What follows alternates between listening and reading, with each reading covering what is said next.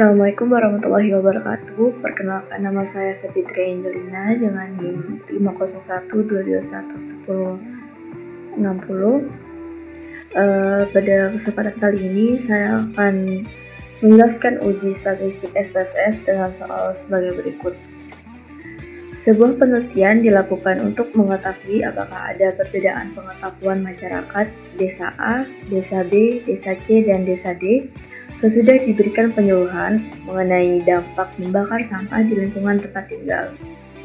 Untuk keperluan tersebut, diambil sampel sebanyak 20 orang warga dengan hipotesis yang dioperasikan adalah terdapat perbedaan pengetahuan masyarakat desa A, B, C, dan D setelah diberikan penyuluhan.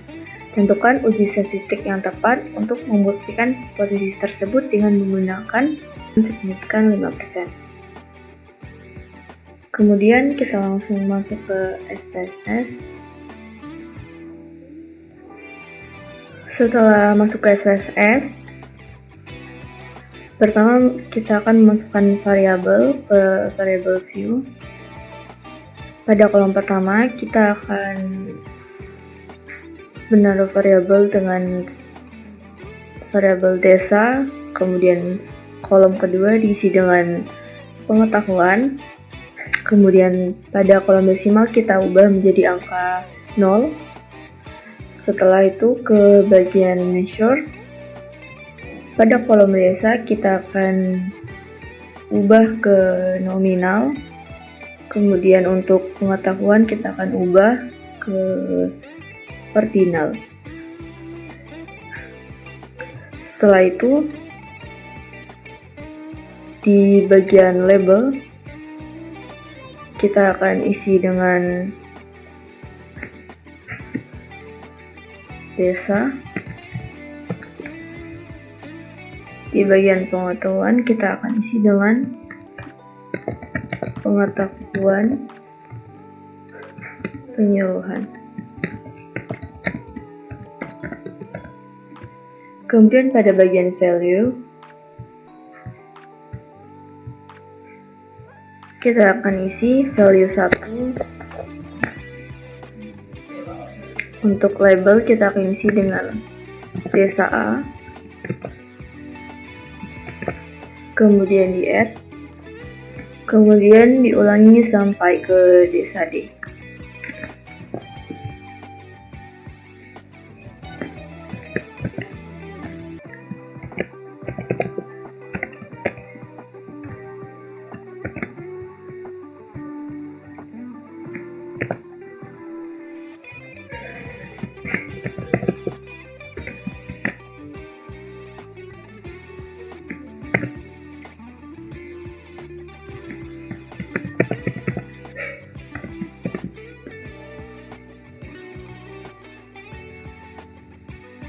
Setelah itu kita masuk ke data view. Di data view kita akan memasukkan data-data yang ada pada soal. Data ini bisa dimasukkan manual ataupun langsung. Kalau langsung bisa melalui Excel, ataupun juga bisa manual. Setelah memasukkan data, kita klik analyze.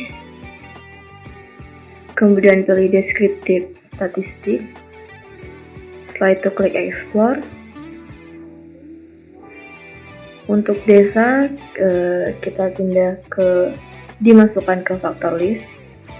Untuk pengetahuan penyuluhan dipindahkan ke dependent list. Setelah itu klik statistik. Bisa dicentang bagian deskriptif.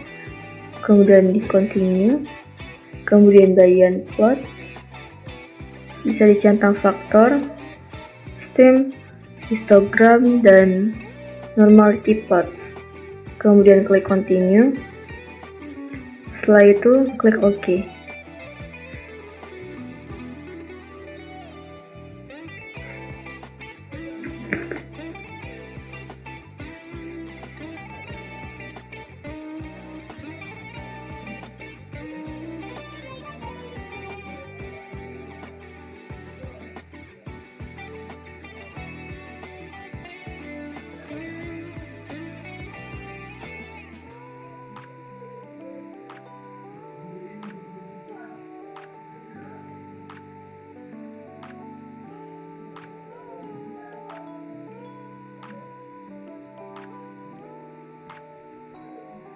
Pada bagian ini bisa kita lihat mainnya untuk desa A, mainnya ada di 7,8 dengan standar deviasi 1,795.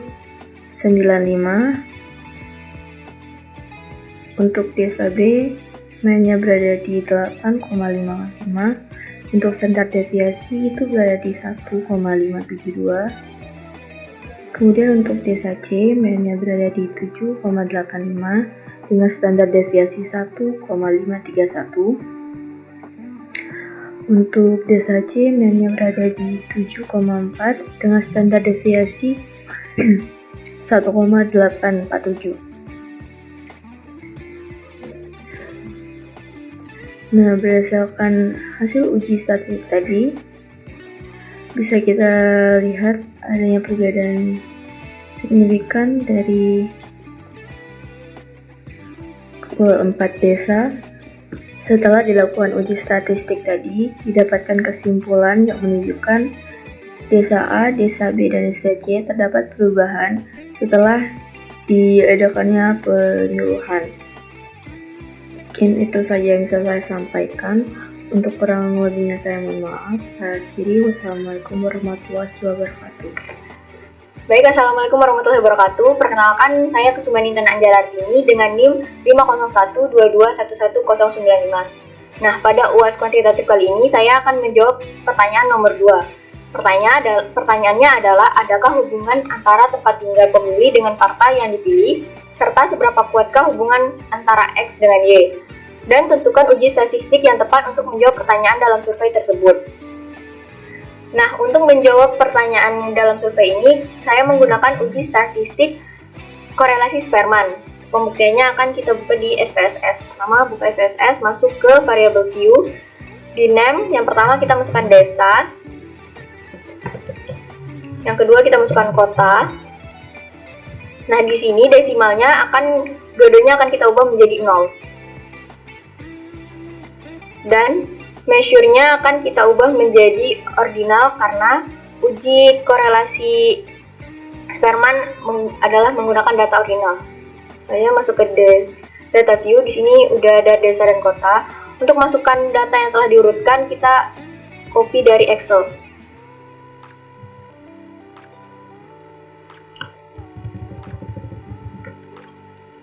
Lalu masukkan ke data SPSS.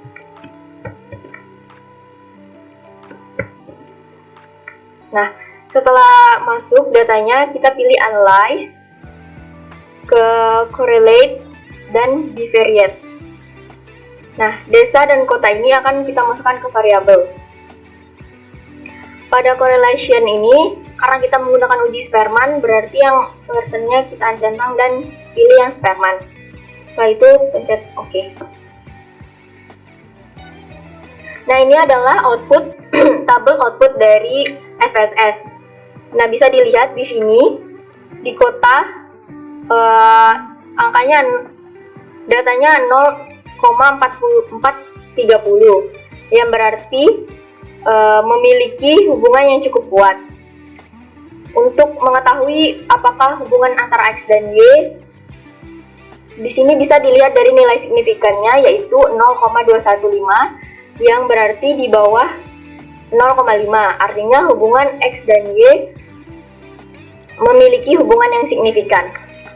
Mungkin itu saja dari saya. Sekian, terima kasih. Perkenalkan, nama saya Ahmad Sudarma. Saya akan menjelaskan nomor 3 nomor 124 5022129. Sebuah penelitian dilakukan untuk menjelaskan hubungan antara frekuensi anak menonton YouTube dengan anak berperilaku 1 dari 12 orang responden. Tentukan uji statistik yang tepat. Apakah terdapat hubungan antara frekuensi anak menonton YouTube dengan anak berperilaku tantrum, serta tentukan kekuatan hubungan antara variabel X dan Y. Saya di sini mengambil uji korelasi person. Mengapa saya mengambil uji korelasi person? Karena kedua variabel anak menonton YouTube dan anak berperilaku tantrum merupakan data numerik dan terukur pada skala interval atau rasio dan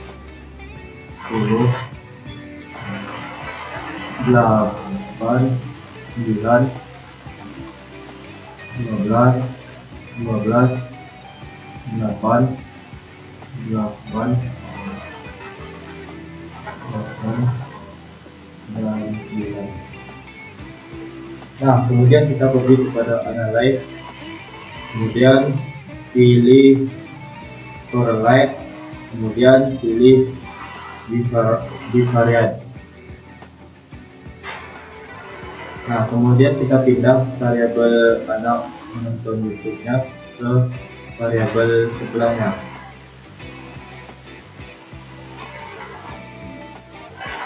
Dan anak berperilaku tantrum, variabel Y-nya dipindah juga ke sebelah kanannya.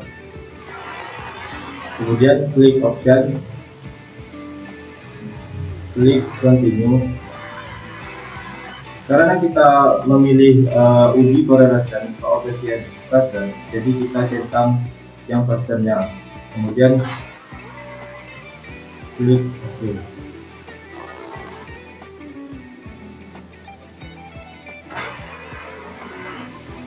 Dan ini hasilnya.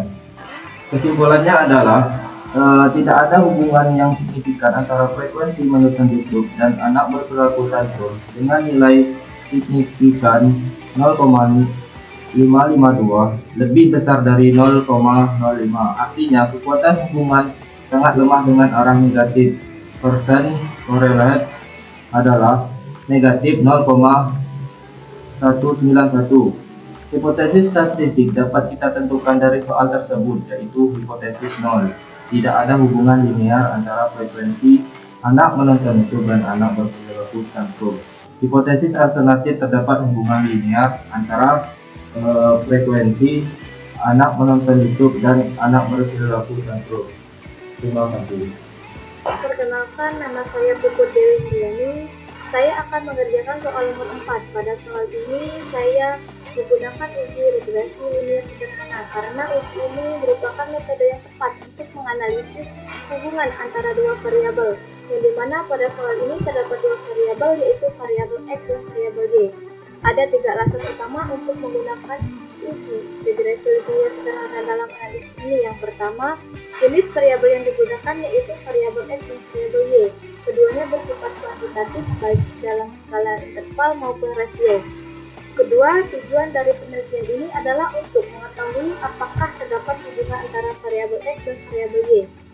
Dan yang ketiga, uji ini mengasumsikan adanya hubungan linear antara variabel X dan Y. Asumsi ini dapat diuji melalui analisis data, sehingga memberikan kejelasan mengenai sifat hubungan antara kedua variabel. Dengan demikian, pengguna uji regresi linear sederhana sangat relevan dalam konteks penelitian ini. Untuk menyelesaikan soal tersebut, Langkah pertama yang harus dilakukan adalah membuka aplikasi SPSS. Klik pada variabel view. Dalam variabel view, masukkan variabel x dan variabel y. Nilai desimalnya kita ubah menjadi 0. Dan di labelnya kita isi dengan usia orang tua saat menikah,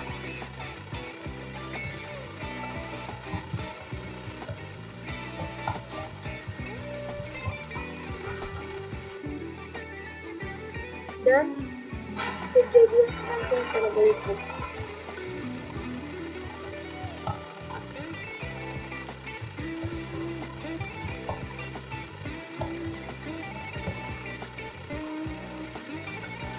Setelah itu kita tulis data view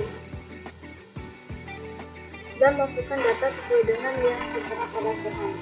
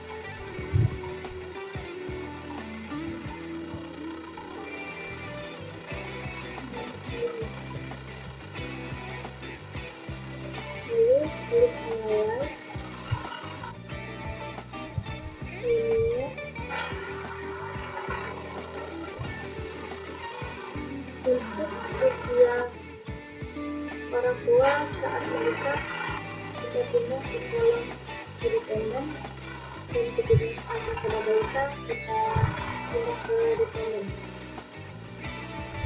Lalu klik ketik, lalu continue dan oke.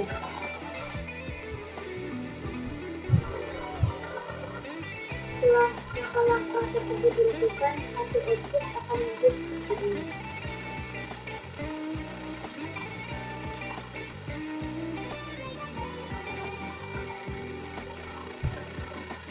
Hasil dari analisis regresi linear sederhana menunjukkan bahwa koefisien korelasi diperoleh nilai R sebesar 0,081, menunjukkan adanya hubungan positif yang sangat lemah antara orang tua saat menikah dan kejadian stunting pada anak.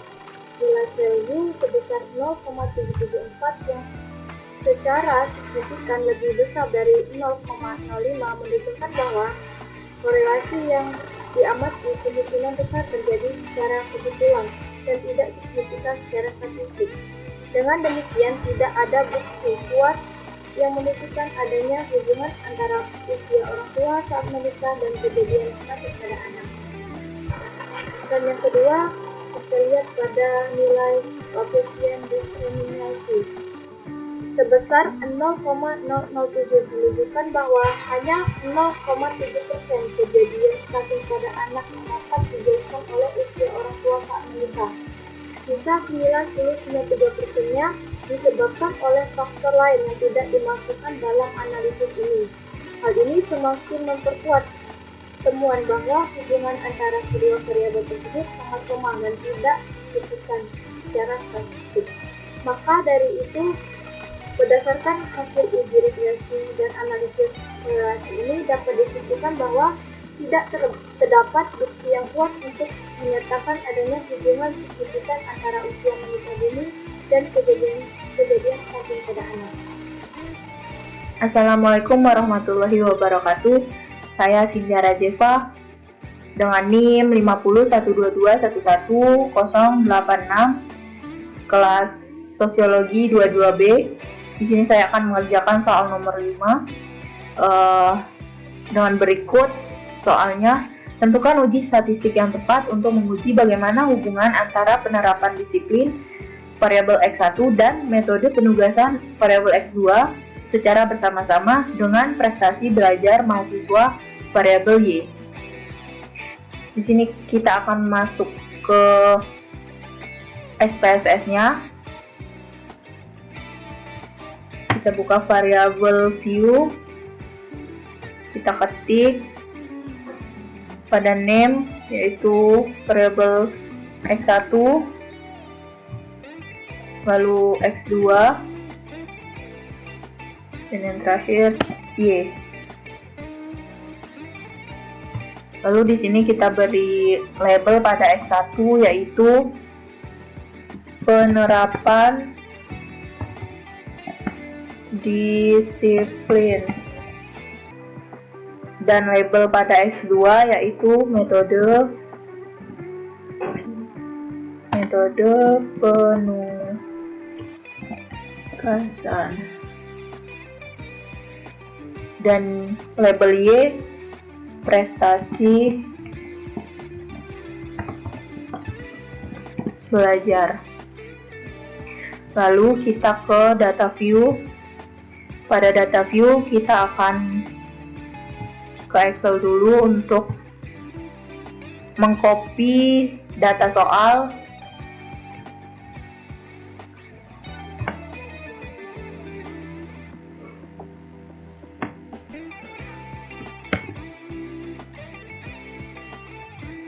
Lalu kita pindahkan ke data view-nya. Setelah itu klik analyze, klik regression, lalu linear.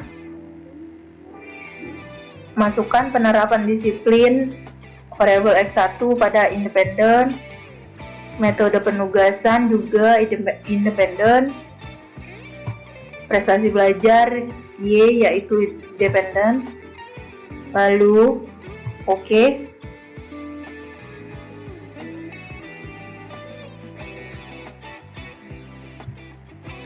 Ini hasil dari soal nomor 5 pada SPSS-nya. Soal yang kedua yaitu seberapa besar variabel X1 dan X2 memengaruhi variabel Y. Jadi di sini secara parsial penerapan disiplin X1 memiliki pengaruh signifikan terhadap prestasi belajar.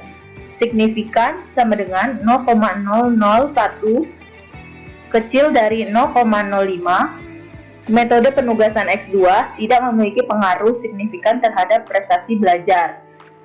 Signifikan sama dengan 0,518 lebih besar dari 0,05. Model regresi ini menjelaskan 89,2% variabilitas dalam prestasi belajar. Sekian dari saya. Wassalamualaikum warahmatullahi wabarakatuh. Baiklah, Assalamualaikum warahmatullahi wabarakatuh. Perkenalkan, nama saya Aldi Pratama dari kelas Sosiologi 5B. Di sini saya berasal dari kelompok 4. Dan di sini saya ingin menjelaskan pada soal UAS analisis penelitian kuantitatif pada soal nomor 6. soalnya adalah sebuah penelitian dilakukan untuk mengetahui menguji metode pengajaran mana yang paling baik dalam meningkatkan hasil belajar mahasiswa sosiologi pada mata kuliah bahasa Inggris. Untuk keperluan tersebut diambil sampel secara acak dengan data sebagai berikut. Nah, kemudian tentukan uji statistik yang tepat. Untuk menguji hipotesis terdapat perbedaan signifikan antara metode ceramah, metode debat, dan metode game dalam meningkatkan hasil belajar mahasiswa sosiologi pada mata kuliah bahasa Inggris.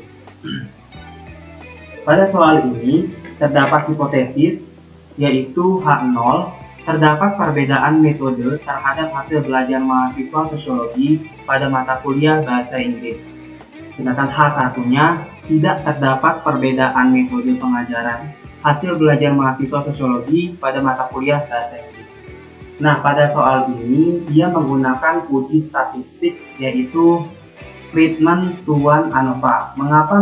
Mengapa menggunakan uji Friedman-Tuan-ANOVA? Karena uji tersebut digunakan untuk menguji hubungan timbal balik antara faktor-faktor atau variabel yang mempengaruhi guna pengambilan keputusan efektif. Yang kedua, digunakan untuk menganalisis data yang memiliki dua variabel bebas atau faktor kedua yang mempengaruhi kondisi populasi. Baiklah, langsung saja kita ke bagian SPSS-nya. Nah, pada bagian SPSS-nya kita akan memasukkan data yang pertama itu tentang ceramah tadi.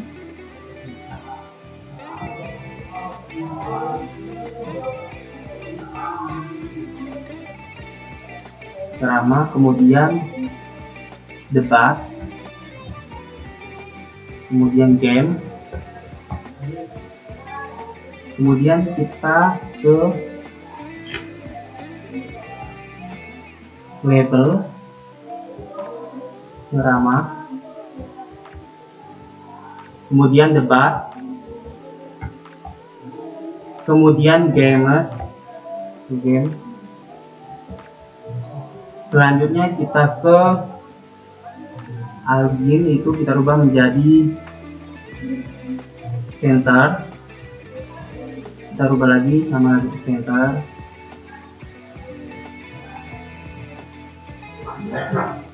Selanjutnya ke bagian measure, kita rubah menjadi sebuah nominal.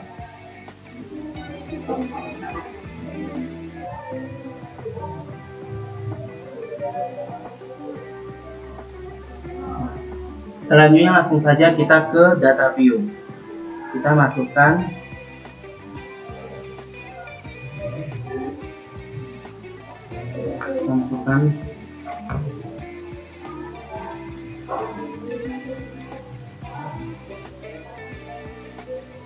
empat puluh, 50,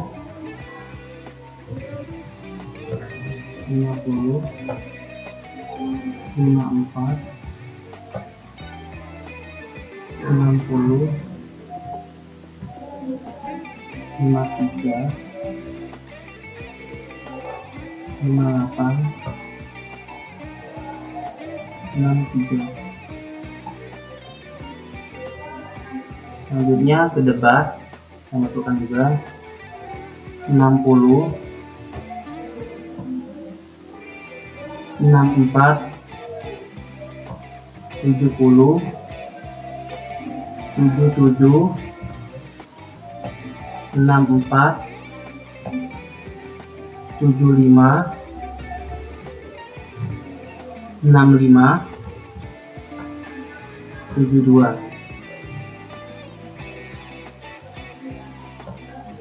Kemudian ke games 70, 8, 60, 65, 70,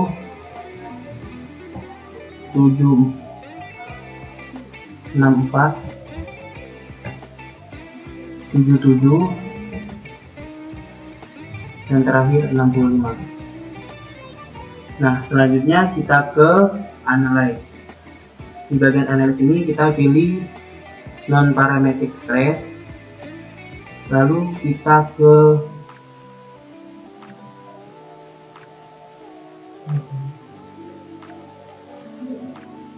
relatif kita teman parametric test, kita tes ke relatif sampel, kemudian masukkan data tersebut ke test variabel.